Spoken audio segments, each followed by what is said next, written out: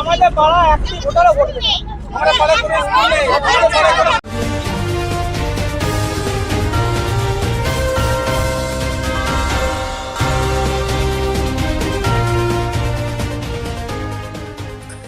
জলের আর এক নাম জীবন, আর সেই জল নিয়েই অশান্তি। জল না পেলে বিধানসভা ভোট বয়কটের ডাক বাসিন্দাদের। স্থানীয় কাউন্সিলরকে নিয়ে ক্ষোভ বিক্ষোভকারীদের।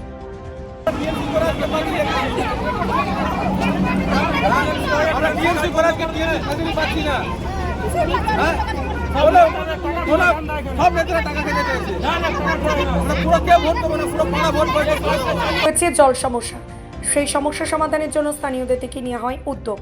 সমস্যা সমাধানের জন্য আবেদন জানানো হয় দুর্গাপুর নগর নিগম প্রশাসনের কাছে। সেই আবেদনের সাড়া দিয়ে এলাকায় 4টি চাপাকল বসানোর উদ্যোগ নেয় দুর্গাপুর নগর নিগম প্রশাসন, কিন্তু সেই কাজ শুরু হতে না হতেই অদৃশ্য কোনো কারণে চাপাকল বসানোর কাজ বন্ধ করে দেওয়া হলো। এরপরেই এলাকায় তৈরি হলো স্থানীয় বাসিন্দাদের মধ্যে ব্যাপক ক্ষোভ, যাকে নিয়ে শুরু হয়েছে এখন রাজনৈতিক তরজা। ঘটনাটি দুর্গাপুর নগর নিগমের অন্তর্গত 30 নম্বর ওয়ার্ডের ডিভিসি শ্রীপল্লী এলাকায় চাপাকল না বসায় কার্যত স্থানীয় কাউন্সিলরের বিরুদ্ধে ক্ষোভ উগরে দিয়েছে স্থানীয় বাসিন্দারা। এমনকি জল না পাওয়া গেলে বিধানসভা নির্বাচনে ভোট বয়কটের ঘোষণা করেন বিক্ষোভকারীরা। তবে কি কারণে এলাকায় চাপাকল বসানোর কাজ বন্ধ করে দেওয়া হলো, ঠিক আসল কারণ জানা যায়নি। তবে স্থানীয়দের দাবি, এলাকার প্রাক্তন কাউন্সিলরকে না জানিয়ে কেন কাজ করা হয়েছে সেই কারণে কাজ বন্ধ রাখতে বলা হচ্ছে। ঘটনার পর জলের দাবিতে ক্ষোভ উগরে দেন স্থানীয় বাসিন্দারা। তবে আমাদের শ্রীপল্লীতে পানীয় জলের প্রচণ্ড অসুবিধা, আমরা গরু ছাগলের মতন থাকি আর কি এখানে। তো যাই হোক, আমরা ক্লাবের সমস্ত ছেলে, পাড়ার সমস্ত মানুষ মিলে আমাদের নিজেদের উদ্যোগে আমরা মাননীয় শঙ্কর চ্যাটার্জি মহাশয়কে ধরে একটা অ্যাপ্লিকেশন করি আমাদের পাড়ায় কলের জন্যে।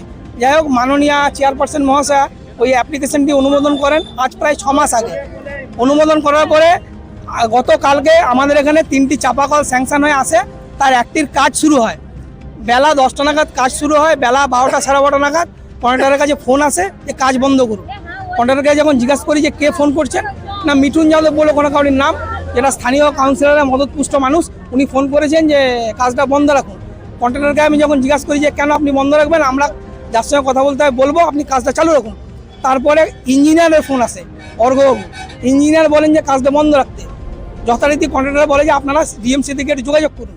তা আমরা সবাই মিলে ডিএমসিতে গিয়ে এমআইসিতে গিয়ে যোগাযোগ করি মাননীয় ধর্মেন্দ্র যাদব মহাশয়ের সঙ্গে। ওনার সঙ্গে কথাবার্তা বলার পরে উনি আমাদের আশ্বাস দেন যে যাও তোমরা পাড়ায় যাও, তোমাদের কাজ চালু হয়ে যাবে। কিন্তু আমরা যথারীতি পাড়ায় আসার পর দেখি গাড়ি ব্যাক করে চলে যাচ্ছে। তো আমরা জিজ্ঞাসা করি যে কাজটা কেন হবে না, তো বলছে না ওখান থেকে কোনো পারমিশন নেই, এখানে স্থানীয় কাউন্সিলরকে জানাতে হবে, তারপরে কাজ হবে। তা আমাদের কাছে প্রশ্ন একটাই, যে যখন কলটা অনুমোদন হলো তখন উনি কোথায় ছিলেন? তখন উনি দেখতে আসেননি। আর আজকে কলটা আমরা নিজের সচেষ্ট প্রচেষ্টাতে অনুমোদন করে নিয়ে আসলাম, এখন কেন? আর আমাদের জানানোর কি আছে? জানাবে তাদের প্রোটোকলে পরে কন্ট্রাক্টর জানাবে, আমাদের কি আছে জানাবে? এখন তো কষ্ট, আমাদের তো টিউবওয়েল বসাচ্ছিল, ওই ছেড়ে দিয়ে চলে গেল, বন্ধ করে দিল।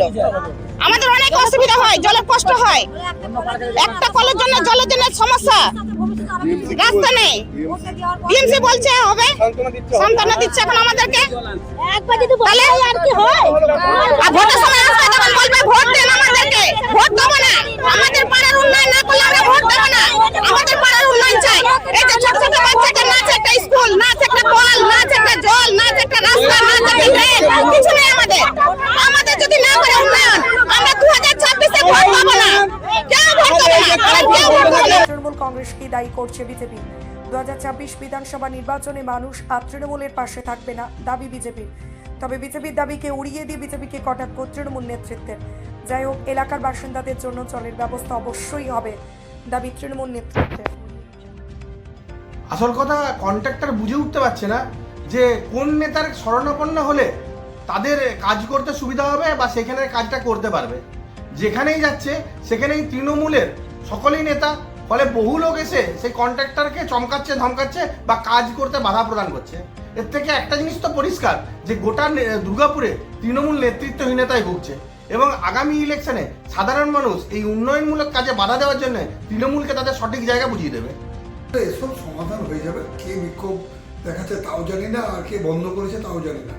তবে আপনি জানবেন, যখন এটা স্যাংশন হয়েছে, যখন বিবেচনা করে ডিএমসি এটা করেছে, নিশ্চয়ই বিএমসি তার পিছনে কিছু নিয়ম কানুন মেনেই করেছে, এবং যিনি হয়তো কেউ বন্ধ করেছেন বা না করেছেন আমি জানি না, তারও নিশ্চয়ই কিছু নির্দিষ্ট কারণ থাকতে পারে। যাই হোক, এটা সমাধান হয়ে যাবে। এগুলো বড় ইস্যু না, এগুলো স্থানীয় লেভেলেই সমাধান হয়ে যাবে। এটা